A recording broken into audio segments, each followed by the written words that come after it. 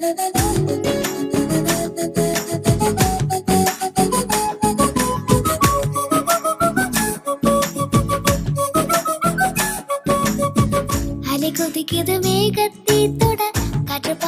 നമസ്കാരം, ഞാൻ ആതിര.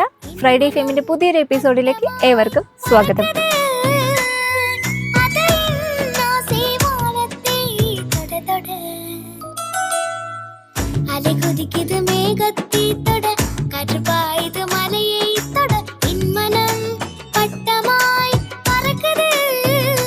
ഇന്ന് നമ്മോടൊപ്പമുള്ളത് പ്രശസ്ത സംഗീത സംവിധായകനും ഗായകനുമായ ശ്രീ നന്ദു കർത്തയാണ്. So welcome to Friday fame. Thank you. ഞാനിത് ഇപ്പോഴും ഓർക്കണ്ടേ, ഞാനത് വിജയലക്ഷ്മി ചേച്ചിക്ക് ഇത് അയച്ചു കൊടുത്തിട്ട് അത് ഭയങ്കര എക്സൈറ്റഡ് ആയിട്ട് സംസാരിച്ചെന്ന് മാത്രമല്ല, ഈ വഴിയോരത്തൊരായിരം പൂവിതൾ തൂവിയ കൗമാരം തേടി, അത് ചെയ്യുന്ന ഓരോ വരിക്കും വിഷ്വൽ എൻ്റെ മനസ്സിലുണ്ട്. ഓരോ വരിക്കും അതുപോലെ തന്നെയാണ് ഇതിനകത്ത് വരികൾക്ക് എല്ലാം നമ്മുടെ ഉള്ളിൽ ഇങ്ങനെ കൃത്യമായ ഇമേജറികൾ തന്നെ ജന്മനാലുണ്ടാവും. കണ്ടിട്ടുണ്ട് എന്ന അനിമേഷൻ വീഡിയോ നല്ലൊരു പോപ്പുലാരിറ്റി കിട്ടിയൊരു വർക്കല്ലേ, അതിൻ്റെ വിശേഷങ്ങളൊന്ന് പറയാമോ? തീർച്ചയായിട്ടും. എന്നെ അതിലേക്ക് കണക്ട് ചെയ്യുന്നത് അരുൺ വർമ്മ എന്ന് പറയുന്ന സൗണ്ട് ഡിസൈനറാണ്. അപ്പോൾ അതിൻ്റെ ക്രിയേറ്റീവ് ഡയറക്ടർ സുരേഷ് ഏറിയാട്ട്, അദ്ദേഹമാണ് എന്നെ വിളിച്ചിട്ട് ഇങ്ങനെ ഒരു പരിപാടിയുണ്ട്, ഇങ്ങനെ ഒരു സംഗതി ചെയ്യുന്നുണ്ട്, അപ്പോൾ അവർക്ക് വേണ്ടാത്തത് എന്താണെന്നുള്ളത് തീരുമാനിച്ചിട്ടാണ് അവർ വന്നത്. അതാണ് ഏറ്റവും സാധാരണ എല്ലാവർക്കും വേണ്ടത് എന്താണെന്ന് പറയില്ലല്ലോ. ഇത് അവർ വേണ്ടാത്തത് എന്താണെന്നുള്ളത് അറിഞ്ഞ് ഒരു മാസത്തോളം വേറൊരു കമ്പോസറുടെ ഒക്കെ ഒപ്പം ടൈം സ്പെൻഡ് ചെയ്ത് അത് വേണ്ട എന്ന തീരുമാനം എടുത്തിട്ടാണ് എൻ്റെ അടുത്തേക്ക് വന്നത്. അപ്പോൾ എനിക്ക് പണി എളുപ്പമുണ്ടായി. പിന്നെ അദ്ദേഹത്തിന് വളരെ കൃത്യമായ ഒരു ഒരു വിഷൻ ഉണ്ടായിരുന്നു. അതായത് മൊത്തം ഇതിൻ്റെ സൗണ്ട് എങ്ങനെ വരണം എന്നുള്ളതിനെ പറ്റിയിട്ട് വളരെ കൃത്യമായ ധാരണ ഉണ്ടായിരുന്നു. അപ്പോൾ എൻ്റെ അടുത്ത് പറഞ്ഞ ഒരു റെഫറൻസ് എന്ന് പറയുന്നത് പഴയ കുമ്മാട്ടി എന്ന് പറയുന്ന സിനിമ കാണുമ്പോൾ നമുക്ക് തോന്നുന്ന ഒരു ഫീലുണ്ടല്ലോ, അതായിരിക്കണം ഇതിൻ്റെ ഒരു ഓഡിയോ എനിക്ക് നമുക്ക് കിട്ടേണ്ടതെന്ന് പറഞ്ഞു. ഞാനിരുന്ന് കുമ്മാട്ടി കുറച്ച് കണ്ടു. അപ്പോൾ എനിക്ക് അതിൻ്റെ ഒരു സംഗതി വളരെ പെട്ടെന്ന് പിടുത്തം കിട്ടി. പിന്നെ കണ്ടിട്ടുണ്ട്, അതിനകത്ത് പറയുന്ന കഥകളൊക്കെ നമുക്ക് നാട്ടിൽ പലപ്പോഴും വളരെ പരിചയമുള്ള നുണക്കഥകളാണ്.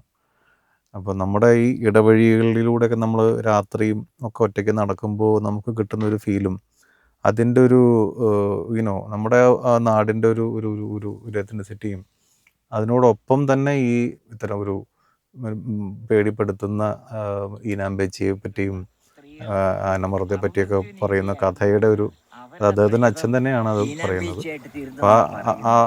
അതിൻ്റെ ഒരു കോമ്പിനേഷൻ നമുക്ക് തരുന്നൊരു ഫീലുണ്ട്. അപ്പോൾ അതിനെ ഒരു വളരെ ആംബിയൻ്റ് ആയിട്ടുള്ള വളരെ ടെക്സ്ചർ പോലെ ഉപയോഗിക്കേണ്ട ഒരു മ്യൂസിക്കായിരുന്നു അതിന് വേണ്ടിയിരുന്നത്. അത്ര ഓഡിബിളായിട്ടുള്ള ഭയങ്കര ഹെവി ആയിട്ടുള്ള മ്യൂസിക്കല്ല. അപ്പോൾ എനിക്ക് സത്യം പറഞ്ഞാൽ എൻ്റെ ലേബർ എന്നൊക്കെ പറയുന്നത് വളരെ കുറച്ചുണ്ടായുള്ളൂ. ഒരു 2 ദിവസം ഒരു 3 മണിക്കൂറൊക്കെ വെച്ചിരുന്ന് രാത്രിയൊക്കെ ഇരുന്ന് തീർന്നു. അത്രയും ആണ് എൻ്റെ ബേസിക് പരിപാടികൾ കംപ്ലീറ്റ്. അപ്പോൾ തന്നെ അവർ വളരെ ഹാപ്പി ആയിരുന്നു. അതിനകത്ത് വളരെ വലിയ തിരുത്തലുകളോ ഒന്നും വേണ്ടി വന്നില്ല. പിന്നെ വളരെ കുറച്ച് ഭാഗങ്ങളിൽ 1-2 ഭാഗങ്ങളിൽ മാത്രമാണ് ഒരുപക്ഷെ അവർക്ക് വളരെ സ്പെസിഫിക് ആയിട്ട് ഇന്നതുപോലെ വേണമെന്ന് പറയേണ്ടി വന്നിട്ടുള്ളൂ. ബാക്കിയൊക്കെ വളരെ സ്മൂത്തായിട്ട് പോയി. പിന്നെ ഇത് നമ്മുടെ കോവിഡ് കാലത്തായിരുന്നു ഇതിൻ്റെ റെക്കോർഡിങ്ങും ഇതിൻ്റെ പ്രൊഡക്ഷനും എല്ലാം. ഇതിൻ്റെ ലൈവ് ഇൻസ്ട്രുമെൻറ്റ്സ് കുറച്ച് ചെണ്ട, ഇടയ്ക്ക, അങ്ങനെ കുറച്ച് ഇൻസ്ട്രുമെൻറ്റ്സ്, മദ്ദളം ഒക്കെ നമ്മൾ വായിപ്പിച്ചിട്ടുണ്ട് ലൈവായിട്ട്. ഈ റെക്കോർഡിങ്ങിൽ പങ്കെടുക്കാൻ വേണ്ടി മാത്രം ഈ കോവിഡ് കാലത്ത് വളരെ റെസ്ട്രിക്ഷനൊക്കെ ഉണ്ടായിരുന്ന സമയത്ത് ഇദ്ദേഹം സുരേഷ് ഏറിയാട്ട് ബോംബെയിൽ നിന്ന് മാസ്കൊക്കെ ഇട്ടിട്ട് വന്നത് ഞാൻ ഇപ്പോഴും ഓർക്കുന്നുണ്ട്.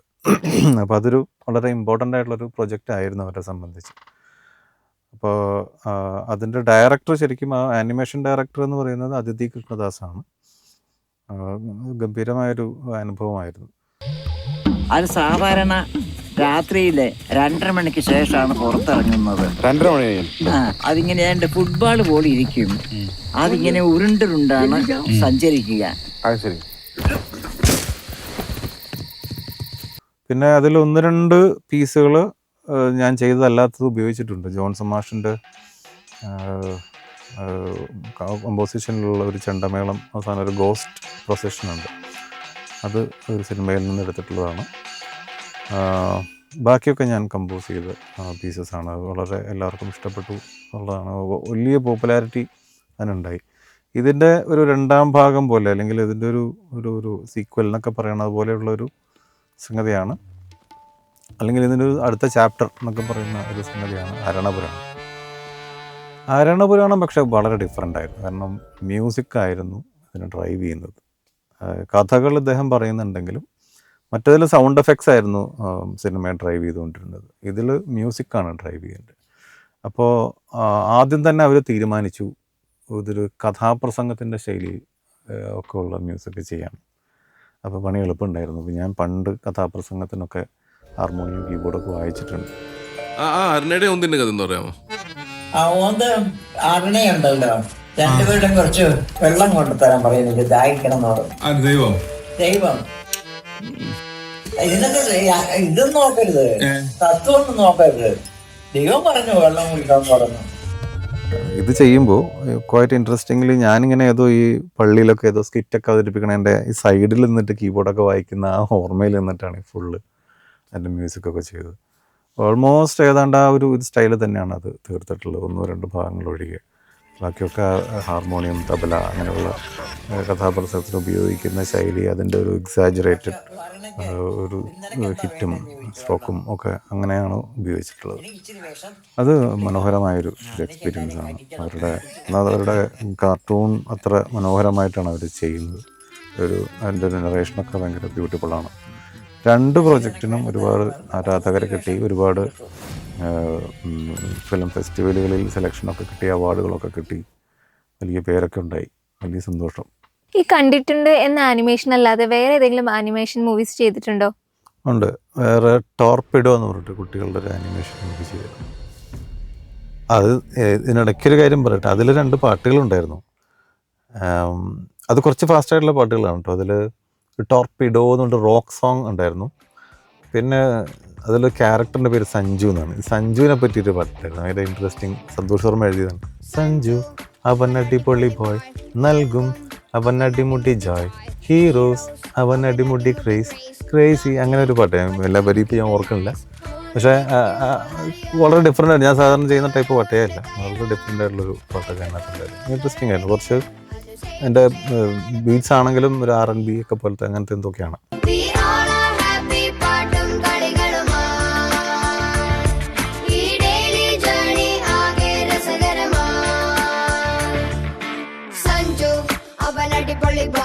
അപ്പോൾ ആനിമേഷൻ കുറച്ച് സൂക്ഷിച്ച് ചെയ്യേണ്ട ഒരു മേഖലയാണെന്ന് എനിക്ക് തോന്നിയിട്ടുണ്ട്. കാരണം നമ്മൾ ഹ്യൂമൻസ് അഭിനയിച്ച് ചെയ്യുമ്പോൾ അഭിനയിക്കുന്നവരുടെ ഒരു എനർജി അതിനകത്ത് ഉണ്ടാവാറുണ്ട്. ആനിമേഷനെ സംബന്ധിച്ച് പലപ്പോഴും അതിൻ്റെ മ്യൂസിക്കായിരിക്കും മിക്കപ്പോഴും അതിൻ്റെ ഒരു എനർജിയുടെ സോഴ്സ് എന്ന് പറയുന്നത്.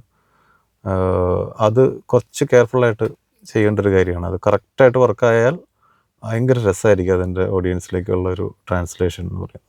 സഞ്ജു അവൻ അടിപൊളി ബോയ്, നൽകും അവൻ അടിമുടി ജോയ്. ഇതിൻ്റെ ഡയറക്ടർ ആരെന്നറിയാമോ? നമ്മുടെ കിഷ്കിന്ദ കാണ്ഡത്തിൻ്റെ ഡയറക്ടർ രഞ്ജിത്ത് അയ്യത്താനാണ് അത് ഡയറക്റ്റ് ചെയ്തത്. ടോർപിഡോ അതൊരു ഗംഭീര പ്രൊജക്റ്റ് ആയിരുന്നു. APJ അബ്ദുൽ കലാമിന് ഡെഡിക്കേറ്റ് ചെയ്തിട്ടുള്ള ഒരു സോങ് സെർച്ച് ചെയ്തിട്ടുണ്ടായിരുന്നില്ലേ, അതിനെ കുറിച്ചൊന്ന് പറയാമോ?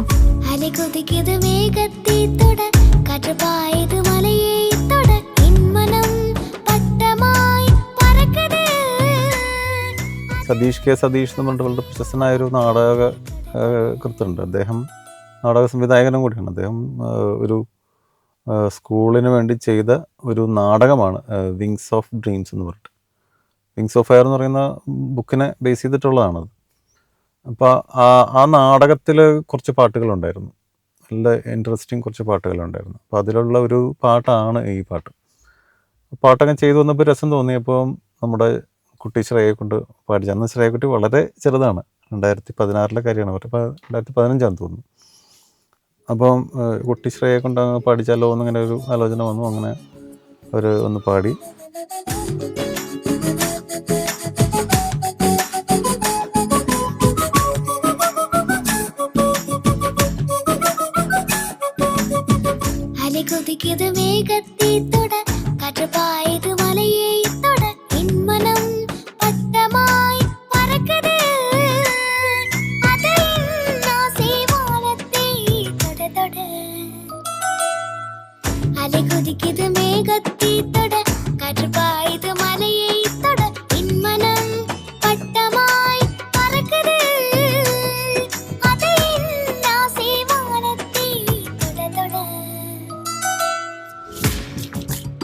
അപ്പോൾ പാടിയപ്പോൾ ഞാൻ വെറുതെ ഒരു രസത്തിൻ്റെ വീഡിയോ എടുത്തു വെച്ചു. അത് റിലീസ് ചെയ്യാൻ പറ്റുമെന്ന് വിചാരിച്ചിട്ടൊന്നും ചെയ്തതല്ല, വെറുതെ അങ്ങനെ എടുത്തു വെച്ചതാണ്. പിന്നീട് അത് നാടകമൊക്കെ ചെയ്തു, അവർ തന്നെ പ്രൈസൊക്കെ കിട്ടി, അങ്ങനെ ആ വഴിക്ക് പോയി. കുറച്ച് കാലം കഴിഞ്ഞപ്പോഴാണ് ഇങ്ങനെ സംഗതി ഉണ്ടല്ലോ, അത് റിലീസ് ചെയ്യാമല്ലോ എന്ന് ബിജി ഇങ്ങോട്ട് പറഞ്ഞപ്പോഴാണ് ഞാൻ ഓർത്തത്. അത് നമുക്ക് ബിജി ബാൽ ഇങ്ങോട്ട് പറഞ്ഞു, അപ്പം നമ്മുടെ ബോധിയിൽ ഒരു കോൺടാക്റ്റ് ആയിട്ട് റിലീസ് ചെയ്യാമല്ലോ എന്ന് ഓർത്ത് അങ്ങനെ സതീഷോട് ചോദിച്ചപ്പോൾ അദ്ദേഹത്തിന് വലിയ സന്തോഷം. അങ്ങനെ വന്നതാണ്. അത് സാജിദ മൊയ്തീൻ എന്ന് പറഞ്ഞിട്ടൊരു വലിയൊരു സിസ്റ്ററാണ് അത് എഴുതിയത്. മലയാളിയാണ് ആക്ച്വലി, പക്ഷെ തമിഴിലാണ് പാട്ട്. അബ്ദുൽ കലാമിൻ്റെ ഒരു കുട്ടിക്കാലത്തിനെ കുറിച്ചൊക്കെയാണ് പെയ്ക്കരിമ്പ് എന്ന് പറയുന്ന സ്ഥലം, അതുമൊക്കെയായിട്ട് ബന്ധപ്പെട്ടിട്ടുള്ള അവരുടെ കുട്ടിക്കാലത്തിനെ പറ്റിയിട്ടുള്ള കുട്ടിത്തമുള്ളൊരു പാട്ട് എന്നുള്ള മട്ടിലുള്ള. അപ്പം അതിൻ്റെ എല്ലാ ചൊടിയോടും വികൃതിയോടും കൂടി ശ്രേയക്കുട്ടി അത് ഗംഭീരമാക്കി പാടുകയും ചെയ്തു.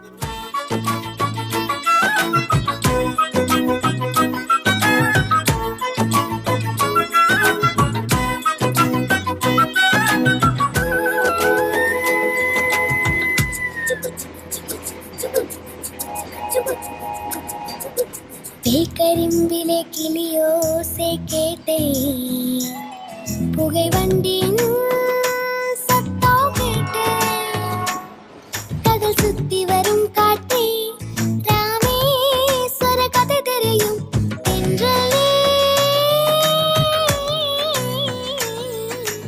என் மனதின் கனவின் பாடல் உலக மனதில் இறைக்கவா நிறைக்கவா நிறைக்கவா.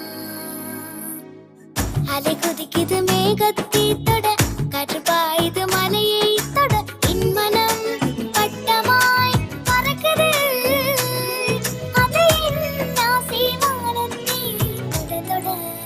അതിന് നല്ല ഒരു അത്യാവശ്യം പോപ്പുലാരിറ്റി ഉണ്ട്. ഒരു 2-3 മില്യൺ വ്യൂസൊക്കെ ആയിട്ടുണ്ട്. കുറച്ച് പേര് ഫോളോവേഴ്സ് ഉണ്ട് അതിന്. അത് വളരെ ഇഷ്ടപ്പെട്ടൊരു പാട്ടാണ്. ശ്രേയക്കുട്ടിക്കും വളരെ ഇഷ്ടപ്പെട്ടതാണെന്ന് ഞാൻ മനസ്സിലാക്കുന്നു.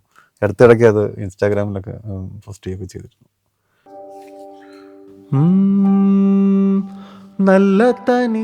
സർ 2024 പുറത്തിറങ്ങിയ ചിത്രമാണല്ലോ തട്ടാശ്ശേരിക്കൂട്ടം.